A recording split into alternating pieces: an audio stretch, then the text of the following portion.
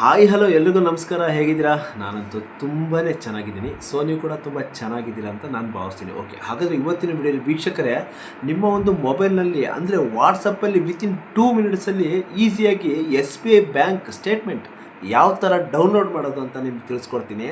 So S B I app ಇದೆಯಲ್ಲ, YONO app, ಅದರಲ್ಲಿ download ಮಾಡಬೇಕಾಗುತ್ತೆ ಆ್ಯಕ್ಚುಲಿ. ಸೊ ಅದರ ಯೂಸರ್ ನೇಮು ಪಾಸ್ವರ್ಡ್ ನಿಮ್ಗೆ ಗೊತ್ತಿಲ್ಲದೆ ಇರ್ಬೋದು, ಎಲ್ಲ ಗೊತ್ತಿದ್ದು ಕೂಡ ನಿಮಗೆ ಅದನ್ನು ಯಾವ ಥರ ಯೂಸ್ ಮಾಡೋದು ಅಂತ ಗೊತ್ತಿಲ್ಲದೆ ಇರ್ಬೋದು.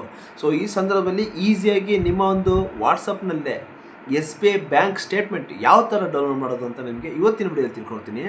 ಸೊ ಯಾರೆಲ್ಲ ನನ್ನ ಚಾನಲ್ನ ಫಸ್ಟ್ ಟೈಮ್ ನೋಡ್ತೀವಿ ದಯವಿಟ್ಟು ಸಬ್ಸ್ಕ್ರೈಬ್ ಮಾಡಿ, ಲೈಕ್ ಮಾಡಿ, ಶೇರ್ ಮಾಡಿ, ಒಂದು ಕಮೆಂಟ್ ಮಾಡಿ ಅಂತ ಹೇಳ್ತಾ, ಆಲ್ರೆಡಿ ಯಾರೆಲ್ಲ ಸಬ್ಸ್ಕ್ರೈಬ್ ಮಾಡಿದ್ರಲ್ಲ ನೀವುಗಳು ದಯವಿಟ್ಟು ಲೈಕ್ ಮಾಡಿ, ಶೇರ್ ಮಾಡಿ, ಒಂದು ಫೀಡ್ಬ್ಯಾಕ್ನ ಕಮೆಂಟ್ ಮೂಲಕ ತಿಳಿಸಿ ಅಂತ ಹೇಳ್ತಾ ಇವತ್ತಿನ ವಿಡಿಯೋನ ಸ್ಟಾರ್ಟ್ ಮಾಡ್ತಾ ಇದ್ದೀನಿ. Again welcome back to Deepak Kannadiga YouTube channel. ವೀಕ್ಷಕರೇ, ಯಾರೂ ಕೂಡ ಈ ವಿಡಿಯೋನ ಸ್ಕಿಪ್ ಮಾಡಿಬಿಡಿ. ಅಂದರೆ ಸ್ಕಿಪ್ ಮಾಡಿದ್ರೆ ಕೆಲವೊಂದು ಸ್ಟೆಪ್ಗಳು ಮಿಸ್ ಆದರೆ ನಿಮಗೆ ಸ್ಟೇಟ್ಮೆಂಟ್ ಸಿಗೋಲ್ಲ.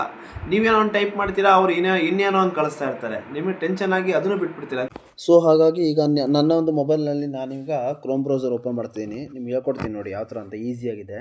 ಸೊ ಕ್ರೋಮ್ಗೆ ಹೋಗ್ಬಿಟ್ಟು SBIbank.in ಅಂತ ಟೈಪ್ ಮಾಡಿ ಸರ್ಚ್ ಮಾಡಿದಾಗ ನೀವು ಸ್ವಲ್ಪ ಸ್ಕ್ರೋಲ್ ಡೌನ್ ಮಾಡಿದ್ರೆ ನಿಮಗಿಲ್ಲ ವಾಟ್ಸಪ್ ಅಂತ ಆಪ್ಷನ್ ಬರಬೇಕು. ಬಂದಿಲ್ಲ ಅಂದರೆ ಮತ್ತೆ ಅದ್ರ ಮುಂದೆ ಸ್ಪೇಸ್ ಕೊಟ್ಟು ವಾಟ್ಸಪ್ ಅಂತ ಕ್ಲಿಕ್ ಮಾಡಿ. ಓಕೆ, ವಾಟ್ಸಪ್ ನಂಬರ್ ಅಂತ ಕ್ಲಿಕ್ ಮಾಡಿದ ತಕ್ಷಣ ಬರ್ತಾಯಿದೆ ನೋಡಿ ವಾಟ್ಸಪ್ ಬ್ಯಾಂಕಿಂಗ್ ಅಂತ. ಸೊ ಪರ್ಸನಲ್ ಬ್ಯಾಂಕ್ ಅದ್ರ ಮೇಲೆ ಕ್ಲಿಕ್ ಮಾಡಿದ ನಂತರ ಇಲ್ಲಿ ಸ್ಕ್ಯಾನರ್ ಸಿಗುತ್ತೆ. ಸ್ಕ್ಯಾನರ್ ಮೇಲೆ ಓಪನ್ ಮಾಡ್ಬೋದು.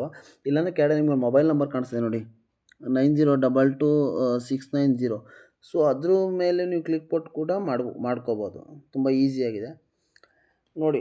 ಆ ನಂಬರ್ನ ನಿಮ್ಮ ಒಂದು ಮೊಬೈಲ್ನಲ್ಲಿ ನೀವು ಸೇವ್ ಮಾಡ್ಕೊಳ್ಳಿ. ಓಕೆನಾ, ಆ ನಂಬರ್ನ ಸೇವ್ ಮಾಡಿಕೊಂಡು ಸೇವ್ ಮಾಡ್ಕೊಂಡಿದ ನಂತರ ನೀವು ಅಲ್ಲಿ ಹೋಗಿ ನಿಮ್ಮ ಒಂದು ಮಿನಿ ಸ್ಟೇಟ್ಮೆಂಟ್ನ ಲೋಡ್ ಮಾಡ್ಬೋದು. ಯಾವ ಥರ ಅಂತ ನಾನು ತಿಳಿಸ್ಕೊಡ್ತೀನಿ. ನಾನೊಂದು ಮೊಬೈಲ್ನಲ್ಲಿ ಕಾಂಟ್ಯಾಕ್ಟಲ್ಲಿ ಆಲ್ರೆಡಿ ನಂಬರ್ನ ಸೇವ್ ಮಾಡಿಟ್ಟಿದ್ದೆ, SBI ಮಿನಿ ಸ್ಟೇಟ್ಮೆಂಟ್ ಯಾವ ಥರ ಅಂತ. ಸೊ ಆಲ್ರೆಡಿ ಅಲ್ಲಿರೋ ನಂಬರ್ನೇ ಸೇವ್ ಮಾಡಿದ್ದೆ. ಅದನ್ನು ಈಗ ವಾಟ್ಸಪ್ ಓಪನ್ ಮಾಡ್ತಿದ್ದೀನಿ. ವಾಟ್ಸಪ್ನ ಓಪನ್ ಮಾಡಿ ಸೊ ಅವ್ರಿಗೆ ಹಾಯ್ ಅಂತ ಮೆಸೇಜ್ ಹಾಕಿದ್ದೀನಿ. ಮೆಸೇಜ್ ಹಾಕಿದಾಗ ಅವರು ಒಂದು ರಿಪ್ಲೈ ಕೊಡ್ತಾರೆ ಫಸ್ಟು. ಸೊ ಈ ಥರ ಒಂದು OTP ನಿಮಗೆ ಬಂದಿರೋದು, ಕೆಲವೊಂದು ಟರ್ಮ್ಸ್ ಆ್ಯಂಡ್ ಕಂಡೀಷನ್ ಇದೆ, OTP ಬಂದಿದೆ. ಸೊ OTPನ ನೀವು ಟೈಪ್ ಮಾಡಿ ಅಂತ ಕೇಳ್ತಾಯಿದ್ದೆ. ನಾನು ಟೈಪ್ ಮಾಡಿಲ್ಲ, ಡೈರೆಕ್ಟಾಗಿ I want last 6 months statement ಅಂತ ಟೈಪ್ ಮಾಡ್ತಾಯಿದ್ದೀನಿ. ಸೊ ಅವ್ರು ಟೈಪ್ ಮಾಡಿದ್ದಕ್ಕೆ ಈಗ ರಿಪ್ಲೈ ಮಾಡ್ತಾರೆ ನೋಡಿ, ಎಸ್, ಮೊದಲು ಫಸ್ಟ್ OTP ಹಾಕಿ ನಂತರ ನಾನು ನಿಮಗೆ ಏನು ಬೇಕಾದ್ರೂ ಹೆಲ್ಪ್ ಮಾಡ್ತೀನಿ ಅಂತ ಕೇಳ್ತಾಯಿದ್ದೆ. ಸೊ ಅದಕ್ಕೆ OTP ಬಂದಿದೆ. ಸೊ OTPನ ನಾನು ಇಲ್ಲಿ ಟೈಪ್ ಮಾಡ್ತಾಯಿದ್ದೀನಿ. ಸೊ ಈಗ ಅದು ಓಕೆ, ಅಗ್ರೀಡ್. ಓಕೆನಾ. ಸೊ ಈಗ ಬಂತು ನೋಡಿ, ವಿ ಆರ್ ಸಕ್ಸಸ್ಫುಲಿ ಇದೆ ಅಂತ ಬಂತು, ಜನ್ರೇಟೆಡ್ ಅಂತ. ಓಕೆ, ಇಲ್ಲಿ ಕೇಳ್ತಾ ಇದೆ get balance, get mini statement, debit card services, interests ಏನೋ ಬಂತು. Okay, so get mini statement ಮೇಲೆ ಕ್ಲಿಕ್ ಕೊಟ್ಟೆ. ಸೊ ಕ್ಲಿಕ್ ಕೊಟ್ಟಾಗ ನನಗೆ ಮಿನಿ ಸ್ಟೇಟ್ಮೆಂಟ್ ಬರ್ತಾಯಿದೆ, ಅಂದರೆ ಎಷ್ಟು ಬ್ಯಾಲೆನ್ಸ್ ಇದೆ ಏನು ಅಂತ. ಸೊ ನನಗೆ ಇದು ಬೇಡ, ನನಗೆ ಕಂಪ್ಲೀಟ್ಲಿ ಡೈಲಿ ವೈಸ್ ಟ್ರಾನ್ಸಾಕ್ಷನ್ ಬೇಕು, ಎಷ್ಟು ಮಾಡಿದ್ದೀನಿ ಅಂತ. ಸೊ ಅದಕ್ಕೆ ಮತ್ತೆ ಟೈಪ್ ಮಾಡ್ತಾಯಿದ್ದೀನಿ. ಅವ್ರು ರಿಕ್ವೆಸ್ಟ್ ಮಾಡ್ತಾಯಿದ್ದೀನಿ ಏನಪ್ಪ ಅಂದರೆ, I want last 6 month full statement. Okay,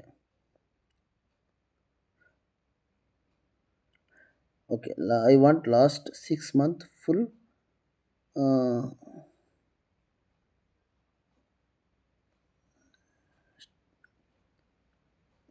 full transaction. Spelling mistake ಇದೆ.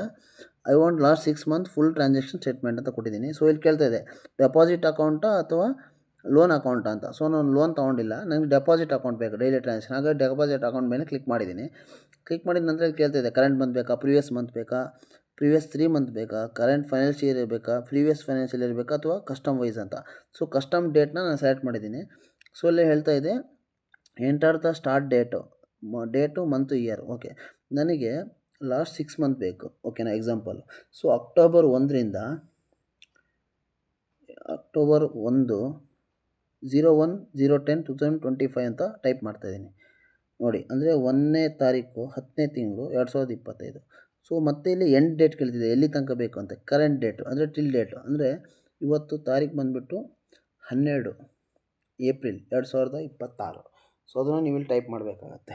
ಸೊ ನಾನೇನು ಮಾಡಿದೆ ಅಂದರೆ ಮತ್ತೆ ಹಾಗೆ ರಿಪೀಟ್ಲಿ ಟೈಪ್ ಮಾಡಿದೆ ಫ್ರಮ್ ಡೇಟು. ಆಮೇಲೆ ನಾನು ಕ್ಲೀನಾಗಿ ಓದಿದೆ, enter the date from invalid, please enter end date ಅಂತ. ಈಗ ನನಗೆ ಅರ್ಥ ಆಯಿತು ಎಂಡ್ ಡೇಟ್ ಕೇಳ್ತಾ ಇದೆ ಅಂತ. ಸೊ ಈಗ ನಾನು ಏನು ಮಾಡ್ತೀನಿ ಅಂದರೆ ನೋಡಿ, 12 ಏಪ್ರಿಲು 2025 ಟೈಪ್ ಮಾಡ್ತೀನಿ. ಸೊ ಟೈಪ್ ಮಾಡಿದಾಗ ಅದು ಏನು ಕೇಳುತ್ತೆ ಅಂತ ನೋಡೋಣ. ಓಕೆನಾ? Okay, start. 12/4 ಅಂದರೆ ಏಪ್ರಿಲ್ ತಿಂಗಳು 12/04/2026. ಓಕೆ, ಟೈಪ್ ಮಾಡಿದೆ. ಈಗ ಅದು ಸ್ಟೇಟ್ಮೆಂಟ್ ಕಳಿಸುತ್ತಾ ಇಲ್ಲ ನೋಡೋಣ. Okay, enter date from valid, please end date select ಮಾಡಿ ಅಂತ ಬರ್ತಾಯಿದೆ. ಓಕೆ, ಅಂದರೆ ನಾನು ಅಲ್ಲಿ ಬಾರ್ ಕೊಟ್ಟಿದ್ದೆ, ಹಂಗಾಗಿ ಬಂದಿಲ್ಲ ಅದು. ಓಕೆ, ಡೈರೆಕ್ಟಾಗಿ 12/04/2026 ಕೊಡ್ತಾಯಿದ್ದೀನಿ. ಇದೆಲ್ಲ ನೀವು ತಿಳ್ಕೊಳ್ಬೇಕಂತಂಥದ್ದು, ಅದಕ್ಕೋಸ್ಕರ ನಾನು ನಿಮಗೆ ಈ ಥರ ಮಾಡಿ ಕಳಿಸ್ತಾಯಿದ್ದೀನಿ. ಸೊ ಬಾರ್ನ ಸೆಲೆಕ್ಟ್ ಮಾಡಬೇಡಿ, ಡೈರೆಕ್ಟಾಗಿ 12/04/2026 ಕೊಡಿ. ನೋಡಿ ಬಂತು. ಸೊ ಇಲ್ಲಿ ಹೇಳ್ತಾ ಇದೆ ಅದು, ಇಲ್ಲಿ ನಿಮ್ಗೆ ಆಲ್ರೆಡಿ ಸ್ಟೇಟ್ಮೆಂಟ್ ಬಂದಿದೆ PDF ಅಲ್ಲಿ, ಅದನ್ನು ಪಾಸ್ವರ್ಡ್ ಹಾಕಿ ಅಂತ. ಪಾಸ್ವರ್ಡ್ ಬಂದುಬಿಟ್ಟು last 5 digit of your register mobile number, last 5 digit mobile number, ಆಮೇಲೆ ಡೇಟ್ ಆಫ್ ಮಂತು ಇಯರು 26/08/1993 ನಂದು ಡೇಟ್ ಆಫ್ ಇಯರು. ಅಂದರೆ ನಿಮ್ಮ ಒಂದು ಲಾಸ್ಟ್ 5 ಮೊಬೈಲ್ ನಂಬರ್ ಹಾಕಬೇಕು. ಆಮೇಲೆ ಹುಟ್ಟಿದ ಡೇಟು 26 ಆಗಸ್ಟ್ ತಿಂಗಳು 1993 ಆ ಥರ ಹಾಕಬೇಕು ಪಾಸ್ವರ್ಡ್. ಇಲ್ಲಿದೆ ನೋಡಿ, PDF ಅಲ್ಲಿ ಬಂದಿರುತ್ತೆ, ಕ್ಲಿಕ್ ಕೊಡಿ. ಸೊ ನಿಮ್ಮ ಒಂದು ಲಾಸ್ಟ್ 5 ಮೊಬೈಲ್ ನಂಬರ್ ಡಿಜಿಟ್ನ ಹೊಡಿಬೇಕಾಗತ್ತೆ. ನಂತರ ನಿಮ್ಮ ಹುಟ್ಟಿದ ದಿನ ಅಂದರೆ 26ನೇ ತಾರೀಕು 8ನೇ ತಿಂಗಳು ಇಯರ್ 1993 ಆ ಥರ. ನಂದು ಎಕ್ಸಾಂಪಲ್ 26/08/1983 ಆ ಥರ. ಈಸಿ ಇದೆಯಲ್ಲ? Thank you.